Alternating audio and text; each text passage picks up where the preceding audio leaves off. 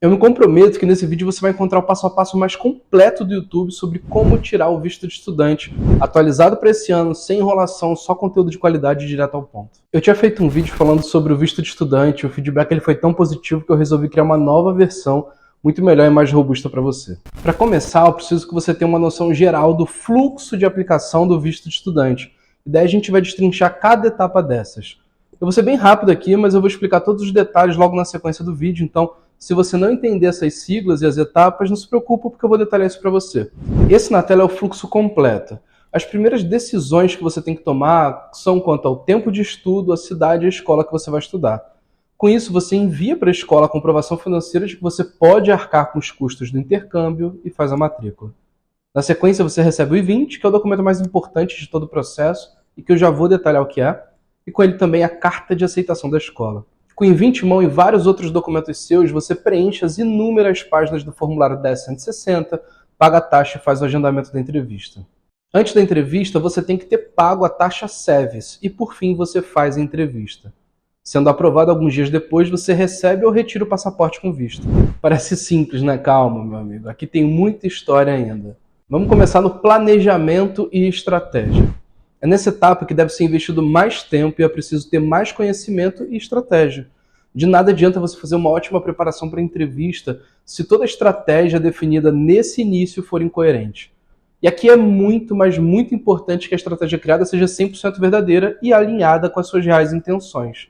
E que ela seja otimizada para responder aos principais questionamentos do cônsul. Inicialmente são 3 grandes decisões a se tomar. Quanto tempo de curso, em qual cidade você vai ficar e qual escola estudar. Depois disso, a gente vai falar também das motivações para o intercâmbio e de um ponto que eu considero crucial para que você esteja bem preparado e que quase ninguém fala. Começando com o tempo de curso. O tempo de curso ele tem que ter coerência com o seu perfil e o seu momento pessoal e profissional. Saiba que não tem prazo perfeito aqui. Vai estudar pelo tempo que for coerente que você estude e que a sua necessidade e a sua história justifiquem.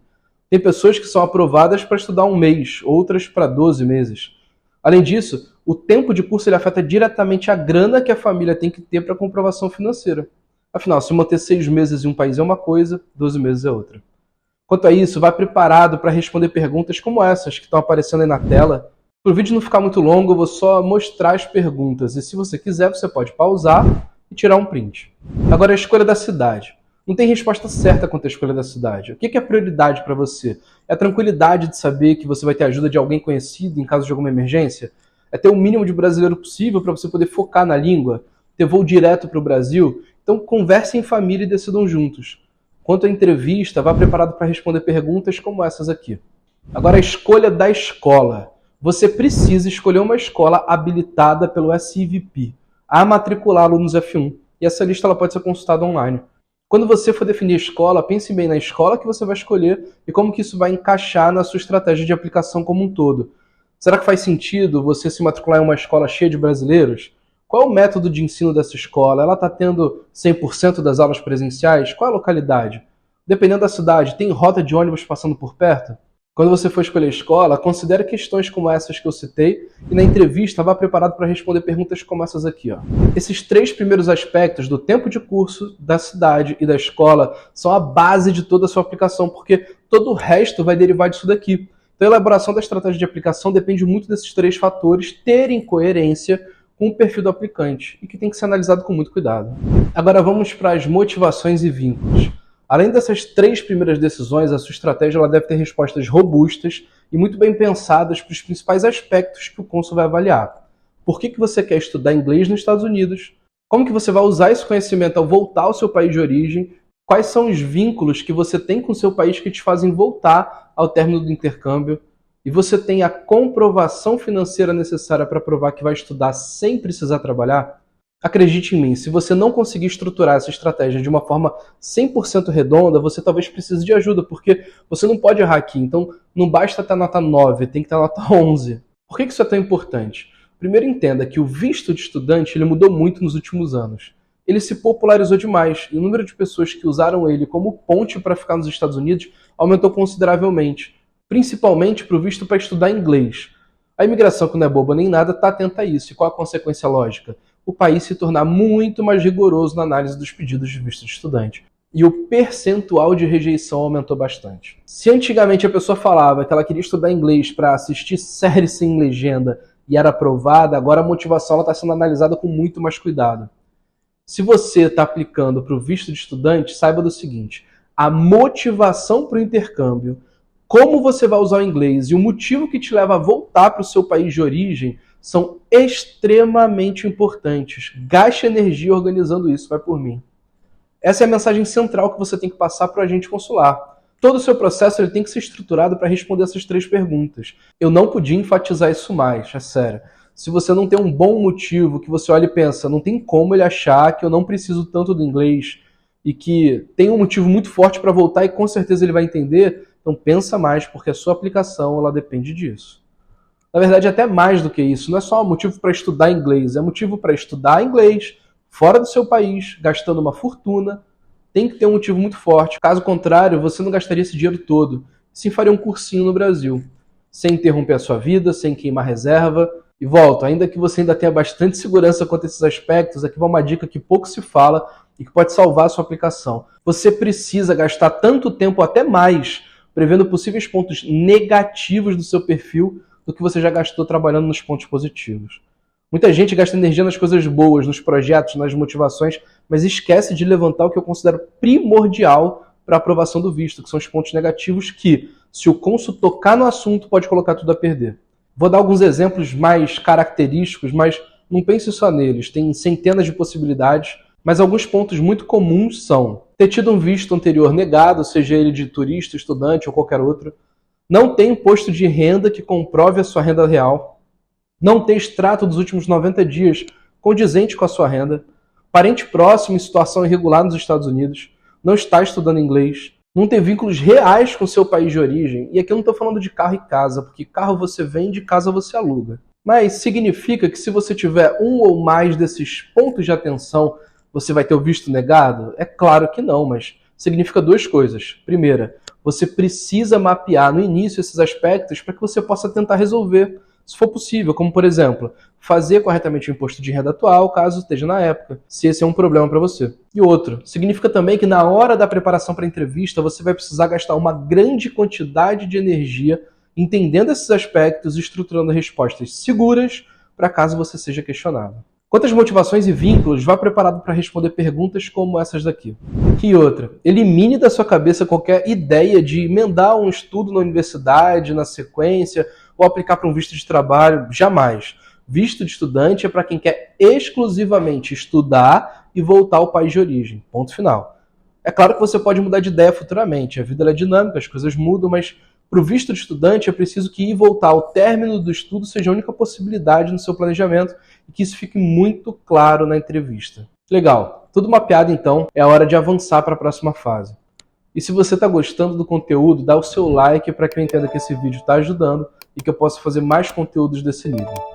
Vamos então para a comprovação financeira. É um pré-requisito mostrar à escola que você tem condições de arcar com os custos da viagem como um todo. Essa comprovação ela pode vir de você, do cônjuge ou de um terceiro que queira patrocinar o seu intercâmbio. Pode ser os pais, a empresa ou algum outro. Mas caso tenha alguém patrocinando o seu intercâmbio, esse é chamado de sponsor. E ele vai ter que apresentar uma série de documentações e comprovações financeiras também.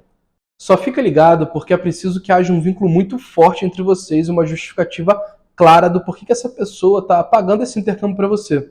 Isso também tem que estar bem encaixado dentro da sua estratégia. E muito importante, saiba que a comprovação exigida pela escola é uma coisa, a vida real ela é outra. A maioria das escolas elas vão aceitar uma comprovação financeira extremamente baixa, que muitas vezes só é compatível com uma pessoa que está indo sozinha, alugando um quarto, em casa de família, do lado da escola, que vai andando, que não gasta com transporte, que coma de forma extremamente limitada. Se você achar que só ter em conta o que a escola exige já resolve esse pré-requisito, você está bem enganado. A imigração ela sabe que esse valor, na imensa maioria dos casos, ele não é real. E você vai ter que ter muito cuidado para não ter uma recusa por causa disso. É bem comum, inclusive. O agente consular ele pode olhar para a sua capacidade financeira aprovada pela escola e te questionar e falar que esse dinheiro não é suficiente. Agora vamos para a matrícula na escola e o I-20. Com tudo pronto e já sabendo onde vai estudar, em que horário, é hora de fazer contato com a escola para poder emitir aquele I-20, tanto para o estudante quanto para os dependentes. Esse documento ele é o certificado de elegibilidade para o status de estudante não imigrante, e ele é o documento mais importante. Para isso, você tem que pagar a taxa de matrícula, que varia bastante, mas na média custa uns $150, preencher os formulários pedidos pela escola, enviar as documentações que eles pedirem, como cópia de passaporte e outros documentos pessoais, e principalmente enviar documentos que comprovem a capacidade financeira para se manter lá. Aqui é muito importante ressaltar que o valor tem que estar disponível para uso. Não adianta ele estar investindo em um fundo de investimento com resgate em 28 dias, por exemplo. O ideal é que o dinheiro já esteja na conta, na poupança ou pelo menos em algum investimento de resgate imediato. Enviada a documentação e tudo estando certinho, normalmente em menos de 10 dias você já recebe o I-20. No passado ele era enviado pelos Correios, tinha uma taxa alta, mas desde 2020 o governo autorizou a enviar ele online. O que é ótimo, né? Porque você pode imprimir, assinar, sem medo de perder, amassar, rasgar aquele único papel que veio pelos Correios e que você pagou caro e que ainda demorou para chegar.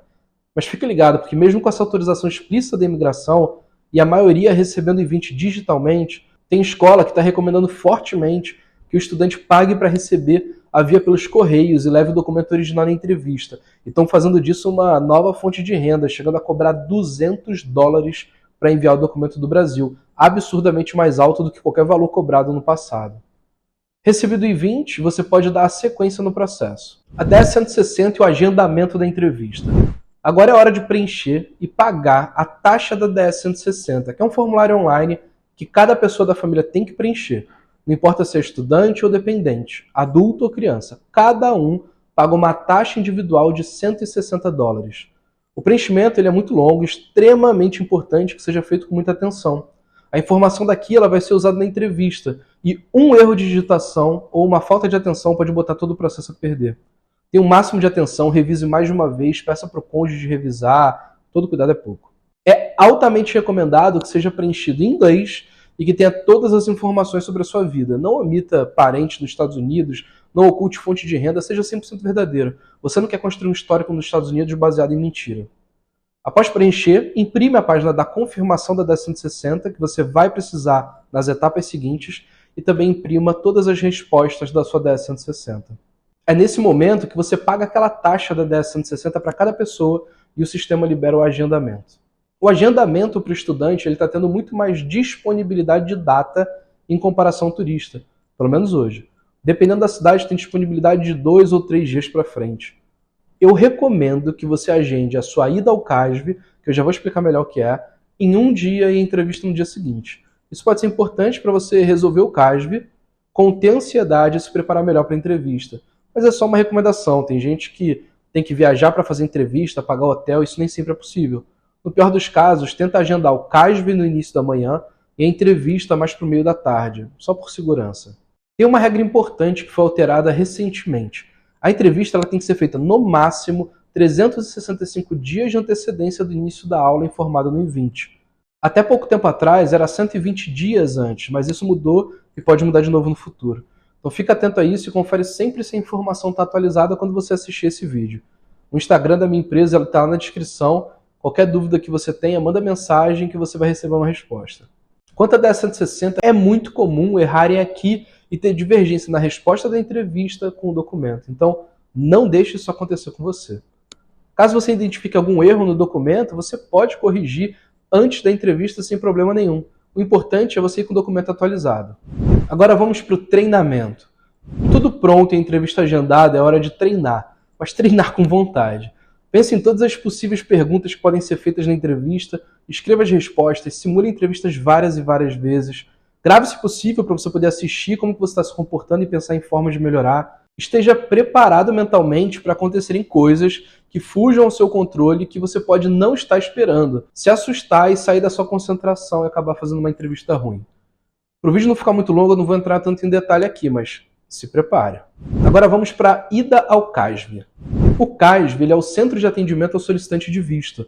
É uma triagem para conferir as informações básicas. Sexo, data de nascimento, se está direcionado para o consulado certo e o seu nome completo. Atualmente em Porto Alegre não tem CASV, é tudo feito no consulado.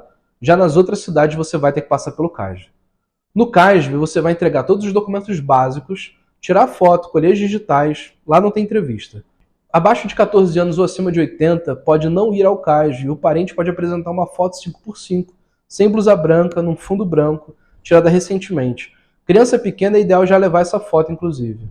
Os documentos que você vai ter que levar são passaporte válido, passaportes anteriores, confirmação do agendamento, que é uma folha que você imprime quando você agenda, confirmação do formulário da 10.160, que é aquela folha com código de barra. Se você esquecer de imprimir algum documento, tem sempre uma loja próxima que imprime, mas eles chegam a cobrar R$50 por folha. É tenso. Imprime antes, vai. No CASV, você pode levar celular, mas tem que estar desligado, obrigatoriamente. Costumam deixar entrar com bolsa pequena, mas se não deixarem, você vai ter que colocar no guarda-volume próximo ao CASV, que também é bem caro. Você vai precisar passar por detector de metais, então evite levar coisas que apitem na hora, ou coisas que podem machucar, o fone de ouvido. Lá eles só querem saber que você é você, então vai ser um brasileiro que vai te fazer perguntas básicas, como qual é o visto, para onde você vai. Não se preocupe, é só para ver se está tudo certo.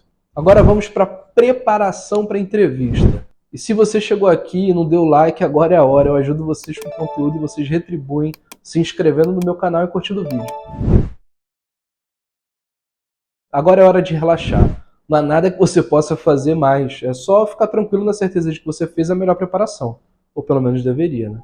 Se você tiver filho pequeno, reflete se vale a pena levar. Se tem alguém que possa olhar ele para você, porque é mais uma questão para você se preocupar. E se o filho não se comportar, pode atrapalhar e te deixar bem tenso.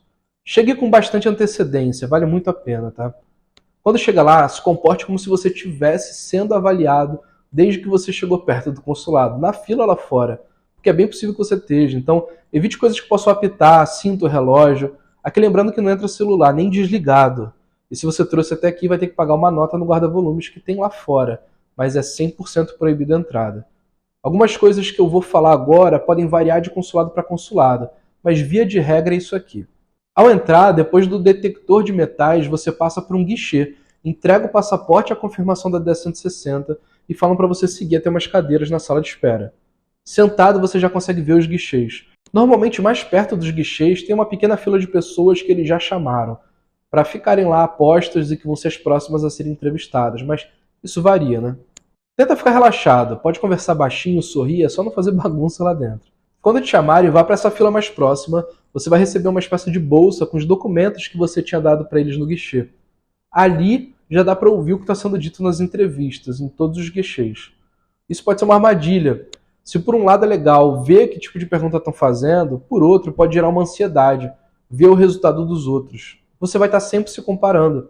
Se for um PhD que foi aprovado, você vai pensar, mas eu não sou PhD, eu vou ser rejeitado. Se o PhD for rejeitado, você vai pensar, se ele for rejeitado, imagina eu.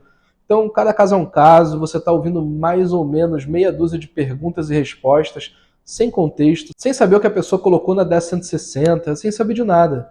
Todo tipo de gente é aprovado ou recusado, então relaxe, foca no que você treinou para fazer. Não vai inventar moda nos últimos 5 minutos. Não ache que eles só querem recusar pessoas humildes que querem ir para ficar ilegal e trabalhar na construção. E achar que por você ter dinheiro você vai ser aprovado. Isso definitivamente não é verdade.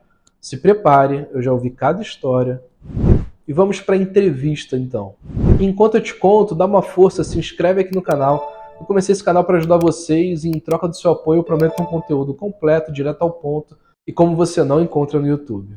Lembre que o que eles mais estão avaliando hoje em dia são os seus vínculos com o Brasil, que vão te fazer voltar, e a motivação da viagem. E você, a essa altura, já tem que estar super preparado para passar segurança nesses dois aspectos. Leve uma pasta transparente com todos os documentos separados, para ficar fácil de achar. Na parte da frente da pasta, coloque o seu documento mais importante e deixe ele à mostra. Pense nisso. Quando você for se preparar, o que das suas respostas valida que você tem um motivo para aprender inglês e tem um motivo para voltar ao Brasil? Tem documentos que fortaleçam isso? Se tiver, leve e inclua isso nas suas respostas, mesmo que não seja perguntado diretamente. Quanto à documentação, eles quase nunca pedem. Mas se pedirem, é importante que você tenha. Os mais comuns deles pedirem são imposto de renda e extrato bancário dos últimos 90 dias. Mas isso varia. E acontece também em poucos casos. Então, se prepara para apresentar qualquer documentação que eles peçam, leve tudo que valide o que está escrito na sua 10.160 e até mais. Aqui na tela está aparecendo uma lista de documentos que você pode tirar print e que pode ser útil para você levar. Quanto à entrevista, o agente consular ele é treinado para avaliar a linguagem corporal e detectar mentira. Então, fale sempre a verdade. Olhe no olho dele, você não está escondendo nada, não haja como se você estivesse com medo. Eu já coloquei ao longo do vídeo várias possíveis perguntas que você pode receber, Mas frequentemente o cônsul ele também tenta colocar algum peguinha, fazer alguma pergunta que aparentemente não tem nada a ver com o seu pleito só para te tirar do foco, te fazer sair da zona de conforto, em ter que responder alguma coisa que você não se preparou. Ao ser aprovado, e se você se preparou como eu falei, as chances aumentam bastante, você pode receber um papel, às vezes não recebe nada também, mas ele vai falar sobre retirar ou receber o passaporte. Aqui vão algumas outras dicas legais para a entrevista. Se você colocou para retirar o passaporte, mas não pode buscar porque mora em outro estado, faz o seguinte: nas primeiras 24 horas após a aprovação, entra no seu login no site e muda para receber em casa. Coloca o endereço, você vai pagar uma taxa que hoje é de R$60. Você pode fazer isso antes também, mas se você tiver o visto rejeitado, essa taxa ela não é reembolsável. Isso hoje, pelo menos, é possível de ser feito. Outra, responde exatamente o que está na 10.160, não é hora de improvisar. Cuidado com aquela armadilha clássica. É comum que eles façam uma mesma pergunta 2, 3, 4 vezes. Pode sim ser que você tenha respondido diferentemente da 10.160 e eles ficaram inseguros, mas essa é uma técnica muito comum deles para te deixar desconfortável, te fazer achar que não respondeu corretamente das primeiras vezes e tentar mudar a resposta para ver se agrada. E aí é que muita negativa acontece. Então, se você estiver seguro da resposta, repita da mesma forma quantas vezes for perguntado. Não dê respostas monossilábicas. Você pode não ter muitas oportunidades de responder. Sempre que possível, encaixe informações importantes nas suas respostas que validem seus vínculos e motivações. E agora a parte mais importante do vídeo para você que realmente quer ter o visto de estudante aprovado. O índice de aprovação ele reduziu muito nos últimos 2 anos. Imagina qual a chance de aprovação de quem faz a aplicação sozinho. Ela é extremamente pequena. Se você tiver uma primeira aplicação negada, a chance de você aprovar na segunda vez ela é muito menor. Então você tem que investir toda a sua energia na primeira aplicação. A análise do consulado está cada vez mais criteriosa. E a cada dia que passa é ainda mais necessário investir mais energia para ter uma aplicação extremamente robusta e um desempenho sensacional na entrevista. Porque senão as suas chances de aprovação elas despencam. Mas eu tenho uma solução para você. Eu tenho uma empresa de mentoria para visto de estudante, a Move. Não é uma assessoria ou consultoria que preenche a 10.160 e te joga despreparado para a entrevista. É uma mentoria que eu tenho a plena convicção de que é a mais robusta e estratégica do Brasil. E eu conheço bem as outras, viu? Show. Cara, muito bom, muito esclarecedor. Eu acho que o melhor investimento que eu fiz foi essa mentoria com você, cara. Muito obrigado. Eu só tenho a agradecer. Essa mentoria ela vai te pegar pela mão e vai te guiar em cada etapa do projeto para você ter o seu visto de estudante aprovado. Desde aquelas primeiras decisões, como o tempo de estudo, escolha da cidade, da escola, até fazer o acompanhamento do seu status enquanto você estiver estudando nos Estados Unidos. O foco ele é principalmente na estratégia da aplicação e na preparação e treinamento para a entrevista. E as interações e os conteúdos quanto a essas duas questões são extremamente completos. Tudo nessa mentoria foi pensado para elevar o seu pleito ao nível máximo. E esse é o processo simplificado de como que ela funciona. Para você ter uma ideia, só nas 4 etapas antes da entrevista, você vai poder ter acesso a mais de 7 videoaulas com muitas dicas, de 3 a 4 reuniões e simulações da entrevista, mais de 10 materiais de apoio e estudo, suporte ilimitado via chat e depois de aprovado, acompanhamento nos 4 anos de visto. É a mentoria mais completa do mercado, sem sombra de dúvidas. Então, se você quiser morar legalmente por até 4 anos estudando nos Estados Unidos, aqui na descrição do primeiro comentário tem um link do site onde você vai encontrar o fluxo bem mais detalhado, com outras informações sobre a mentoria. Entra lá, preenche seu contato no formulário que você vai receber rapidamente um contato pelo WhatsApp. Esse pode ser o primeiro passo para um futuro brilhante para você e para sua família. E se você ainda tem dúvidas sobre as diferenças do visto de turista e de estudante, aqui na tela está aparecendo um vídeo que eu fiz, que é um guia completo com todas as diferenças práticas entre esses dois vistos. Até mais.